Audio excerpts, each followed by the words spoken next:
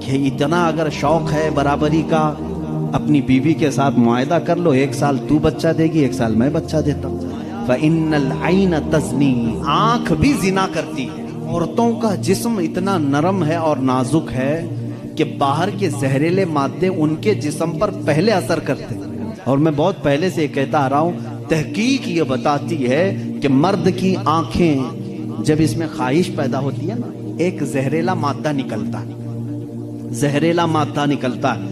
آپ دیکھو غور سے کسی چیز کو، نظر لگتی ہے نا، سب کا یہ تو معمول ہے، نظر لگتی ہے، وہ اس کی نظر لگ گئی، اس کی نظر لگ گئی، تقریباً سب لوگ مانتے ہیں نظر لگتی ہے، اور اسلام بھی کہتا ہے العین حق، نظر لگتی ہے۔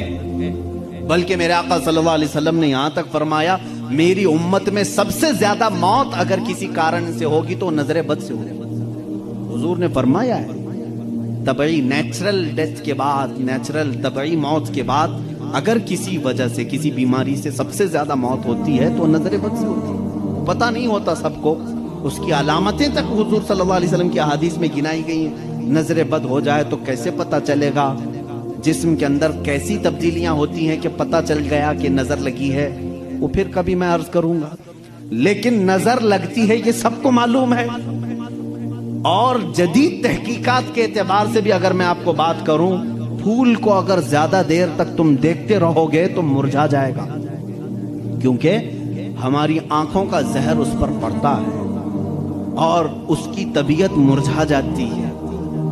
وہ جتنا اپنے ٹہنی میں لگ کر کے جتنی دیر تک تازہ رہ سکتا ہے، تمہارے ہاتھ میں آنے کے بعد اتنی دیر تازہ نہیں رہے گا، کیونکہ کچھ بیکٹیریا ہمارے اندر ہیں اور آنکھوں سے نکلنے والی چیزیں بھی ہیں۔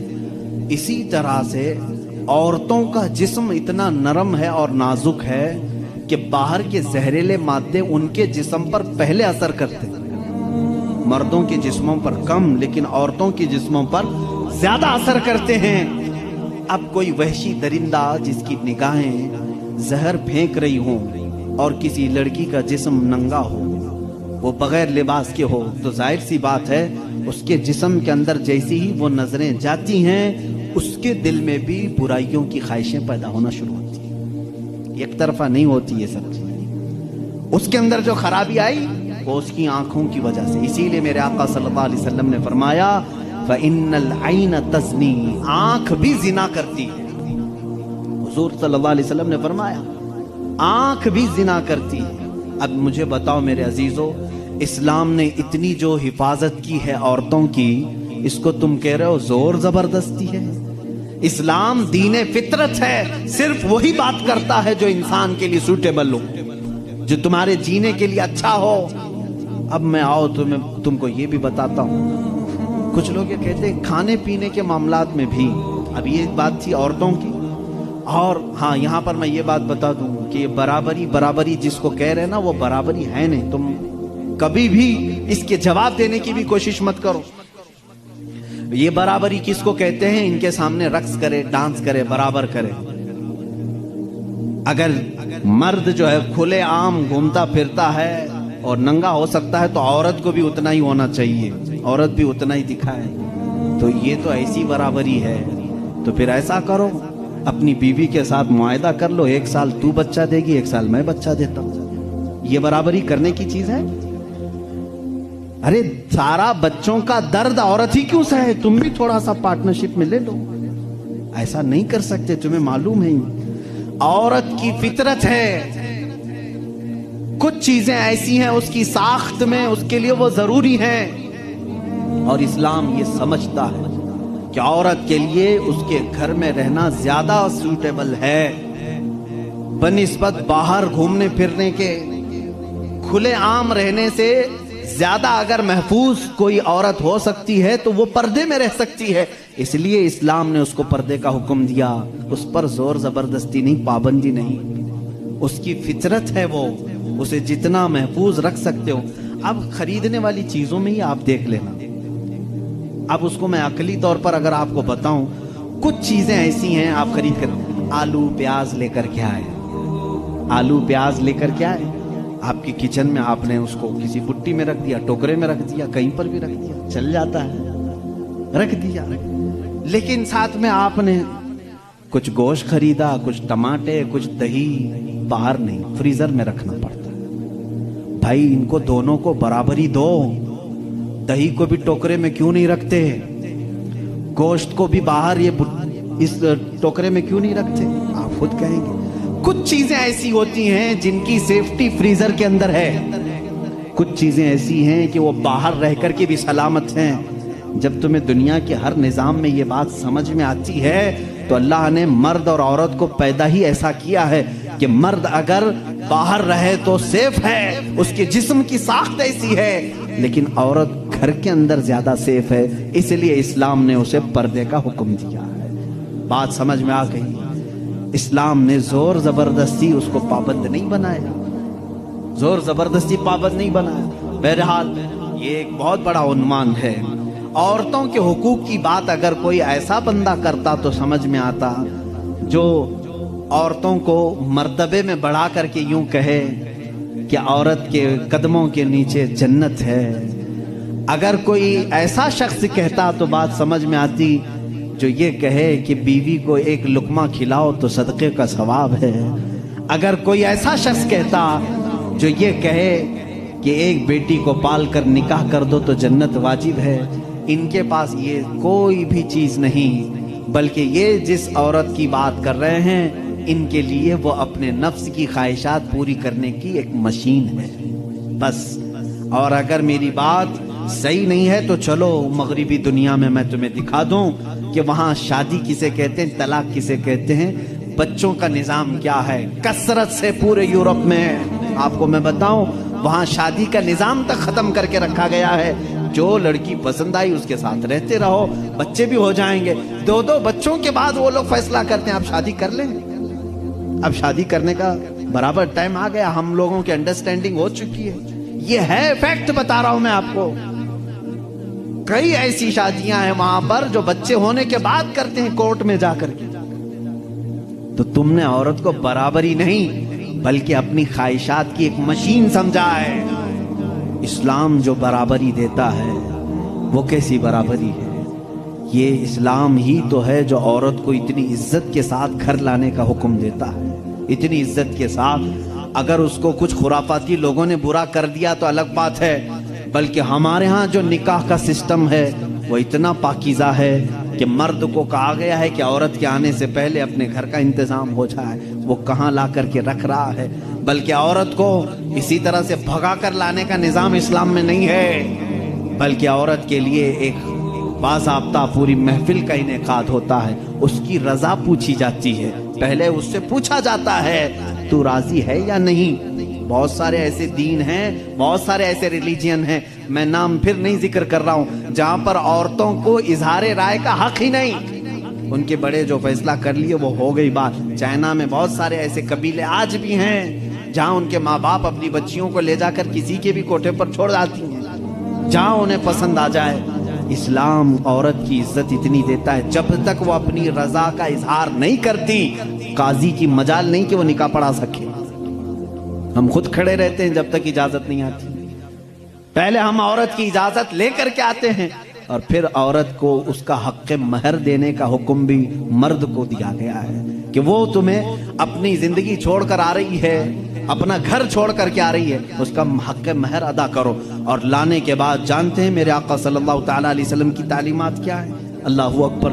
حضور اکرم صلی اللہ علیہ وسلم نے تاکید کے ساتھ فرمایا ہے کہ عورتوں کے ساتھ سختی نہ کرو۔ اپنے آخری خطبے میں حضور نے عرفات کے میدان میں یہ بات تک فرمائی، عورتوں کے معاملات میں اللہ سے ڈرو، حد سے زیادہ نہ بڑھو، عورتوں کے ساتھ اتنی سختی نہ کرو۔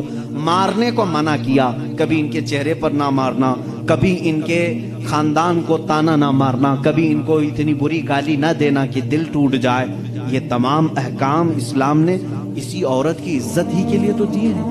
اور پھر جس وقت وہ آئے، بزرگوں نے یہ رواج بھی رکھا ہے کہ ہم اپنی بیٹیوں کو اپنے گھروں سے قرآن پاک دے کر کے رخصت کرتے ہیں، قرآن کے ساتھ اسے بھیجتے ہیں، اور گھر لانے کے بعد جانتے ہیں یہ اعلیٰ حضرت رضی اللہ تعالیٰ عنہ نے لکھا بھی ہے۔ اعلیٰ حضرت فرماتے ہیں جب نئی دلہن گھر میں آئے تو اس کے پیروں کا دھون جو ہے وہ اگر گھر کے چاروں کونوں میں ڈالو تو برکت آئے، وہ آ رہی ہے اپنا رزق لے کر کے آ رہی ہے، اپنا رزق لے کر کے آ رہی ہے، یہاں تک ہمارے لیے کہا گیا۔ بلکہ دولہے کو یہ بھی کہا گیا، اسی یہ بیان میں ساری باتیں نوجوانوں کو سمجھ میں بھی آ جائیں گی۔ نکاح کی پہلی رات اسے کہا گیا کہ تو اپنے گھر لایا ہے دلہن کو، تو سب سے پہلے اس کے ہی دوپٹے کو تو مصلی بنا اور اس پر سجدہ کر۔ یہ حکم ہے۔ عورت کی عزت نہ ہوتی تو ہم مصلی بناتے اس کے دوپٹے کو؟ پہلی رات کہا گیا ہے۔ یہ اور بات ہے کہ معلومات نہیں ہے نوجوانوں کو کہ شادی کے بعد پہلی رات، یہ بھی سیکھنے کی ضرورت ہے۔ علماء سے یہ تمام چیزیں پوچھ لینا چاہیے جس کی شادی ہو رہی ہے۔ دلہن آ رہی ہے تو ہم اس کی عزت ہی کے لیے تو یہ تمام کام کر رہے ہیں۔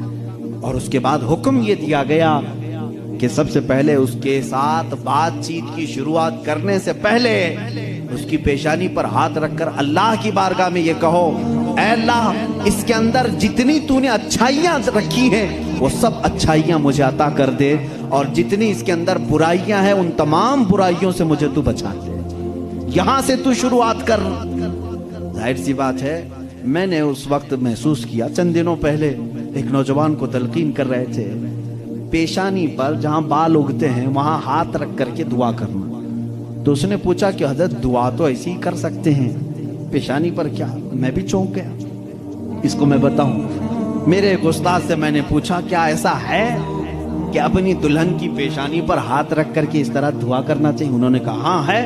دعا تو کیسے بھی کریں، ہاتھ نہ رکھیں اور ہاتھ چھوڑیں، ہاتھ اٹھائیں، سب دعا اللہ سنتا ہے، لیکن اس لیے پیشانی پر رکھ کر کے دعا کرنے کے لیے کہا گیا کہ وہ آج اپنے والدین کو چھوڑ کر کے آئی ہے، اس کے وسیلے سے اللہ جلدی دعا قبول کرے گا۔ اس کا دل مغموم ہے، وہ غمگین ہے، اور غم زدہ لوگوں کے ساتھ میرا مولا ہے۔ وہ اپنے والدین کو چھوڑ کر کے تیرے گھر آئی ہے، وہ مغموم ہے، بہت غم زدہ ہے۔ آج اس کی پیشانی پر ہاتھ رکھ کر کے دعا کرو۔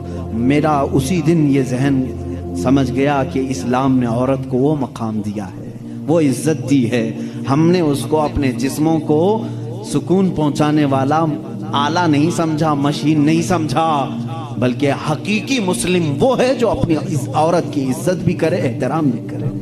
اللہ کے رسول صلی اللہ تعالیٰ علیہ وسلم نے جو فرامین دیے ہیں، عزیزان گرامی وقار، کہ نکاح کے اس سسٹم کو بھی میں آپ کو بتاؤں۔ کچھ تو وہ ہیں جو یہ اسلام کے خلاف بھونک رہے ہیں کہ عورتوں کے اوپر زور زبردستی ہوتی ہے اسلام میں، اور دوسروں کی کیا بات کروں، ہمارے ہندوستان پر بیٹھا ہوا میں کیا بتاؤں، یہ بھی بڑی عورتوں کی